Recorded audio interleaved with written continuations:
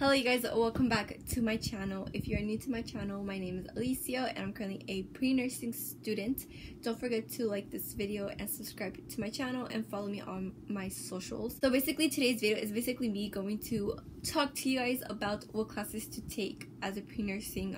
Basically not what classes to take, but what classes to take together and what classes not to take together. Basically I'm just going to be giving you guys tips. I know every school out there is different and everyone is different also, because some people could be taking these classes that I recommend not to take together, basically them taking them together and them doing perfectly fine. Everybody works differently and everybody studies differently. Everybody basically takes time management differently and stuff like that. So basically I just wanted to come on here and talk to you guys. So if you guys want to know more on what classes to take and what classes not to take together, then please keep on watching. So basically I know there's a lot of pre-nursing students out there as myself, and basically I have learned a lot being a pre-nursing all these years, and like how I said, I just wanted to give you guys some advice and stuff and things I have learned and things I wish somebody else would have taught me. I have literally learned all of this by myself, also by other classmates that I've spoken to, then giving me their advice, what classes not to take together, what classes to take together, what professors to take, what professors not to take. So basically when it comes to taking your pre-nursing classes, let's just say this is your first fall semester, is going to be your first year into college and you are registering for classes. So basically when it comes to registering for your classes, make sure you meet with an advisor. I know some people don't meet with an advisor and they just go off of basically their degree, the degree that they want to pursue, and every pre-nursing degree is different, and every school is, every pre-nursing degree is different out there. There's not the same, but it's basically somewhat the same classes, if that makes sense.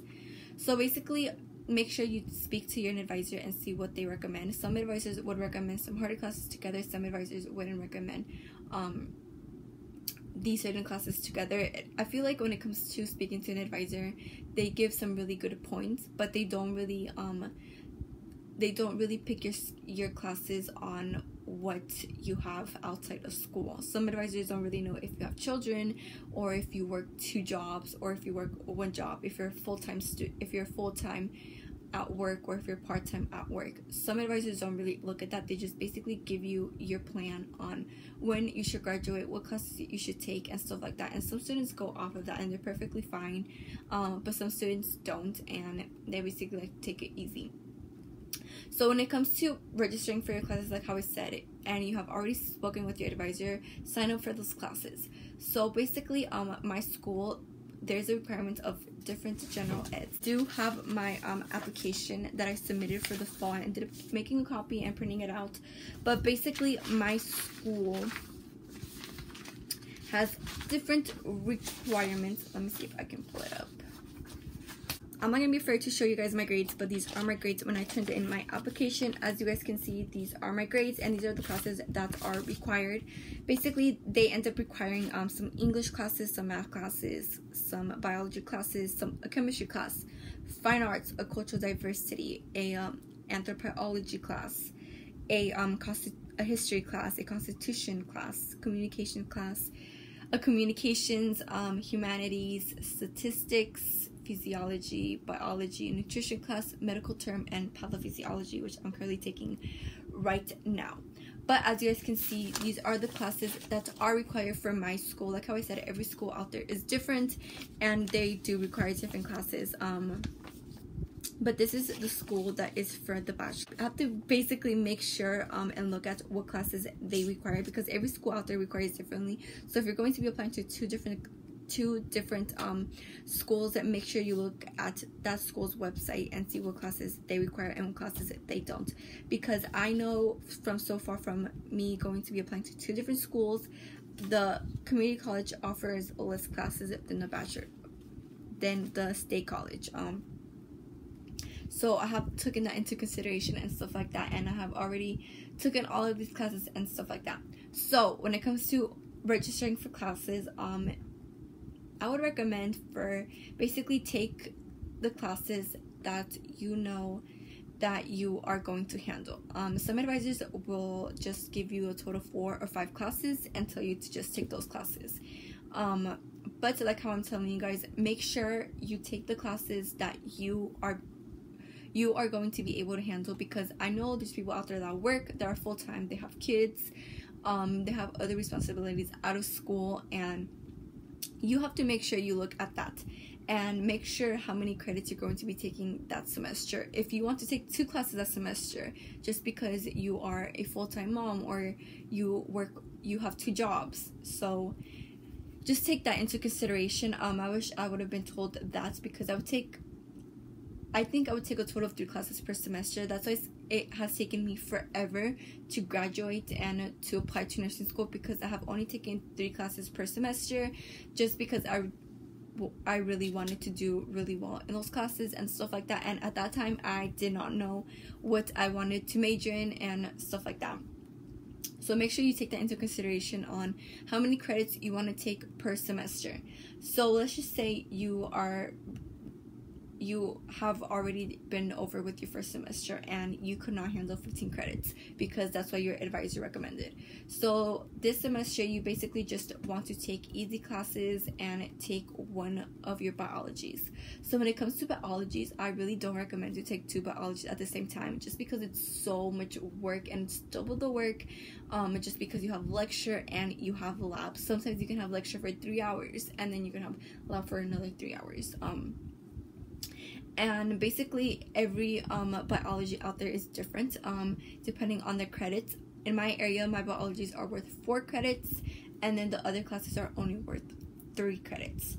So you also have to take that into consideration on how many biologies you want to take that semester. If you want to take 2 biologies that semester but you are not taking any other classes, then that is a good idea. That is what some advisors do recommend, to take 2 biologies together.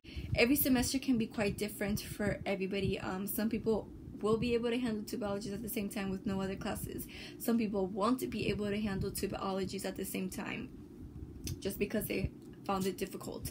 So basically, like how I told you guys, I wouldn't recommend to take 2 biologies at the same time. I did it last semester with like 2 other classes, and I did not do so well in 1 of my biologies, which I do regret, just because I thought that I was going to be able to handle the workload, but in reality I was literally dying, just because I had so much work and I was always studying, and basically I had like no day offs or none of that.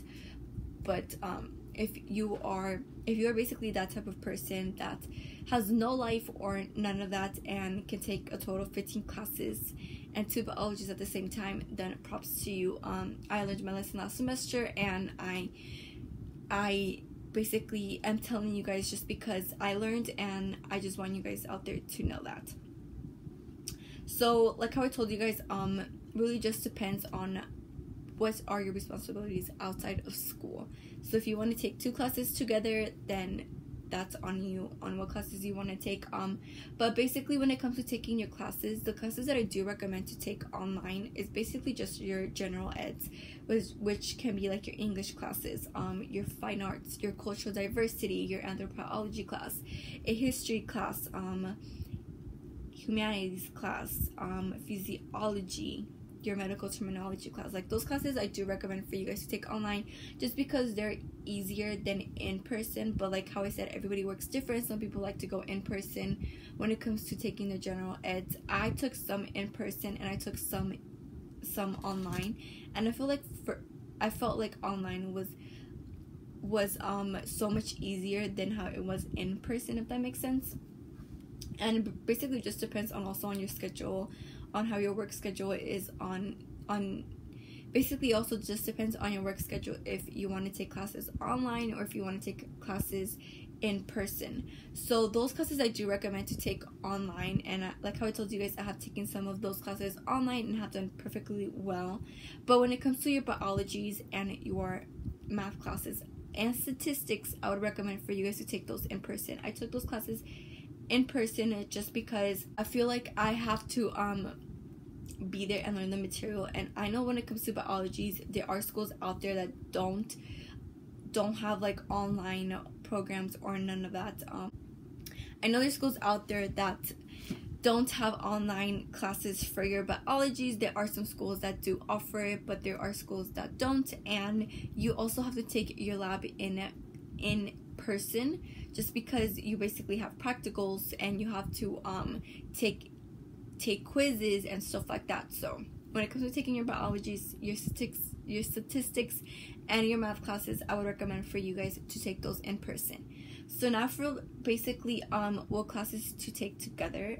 Basically, like how I said, if you're going to be taking one biology per semester, let's just say you are starting Anatomy Physiology 1. Anatomy Physiology 1 is a lot. It's basically just a lot of memorization, and really also depends on how many hours you have of lecture, how many hours you have of lab. In my area, lecture is only an hour and 50 minutes at my community college, but at my state college it's 3 hours and you meet twice a week.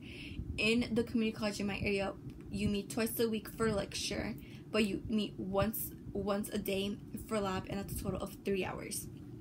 At my state college, we met twice a week, 1 day for lecture and 1 day for lab, for a total of 3 hours. So it just really depends on, like how I said, how your schedule is and what school you go to. But those are like the schedules for my area and stuff like that. So like how I said, when it comes to taking Anatomy Physiology 1, I would recommend to take that class with like 2 other easy general ed classes that you can take either in person or online, but no other biologies, no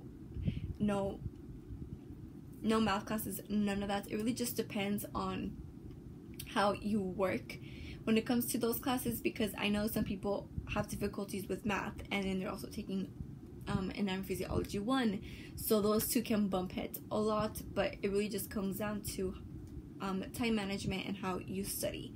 So when it comes to Anatomy Physiology 2, like how I said, take that class with your other general eds.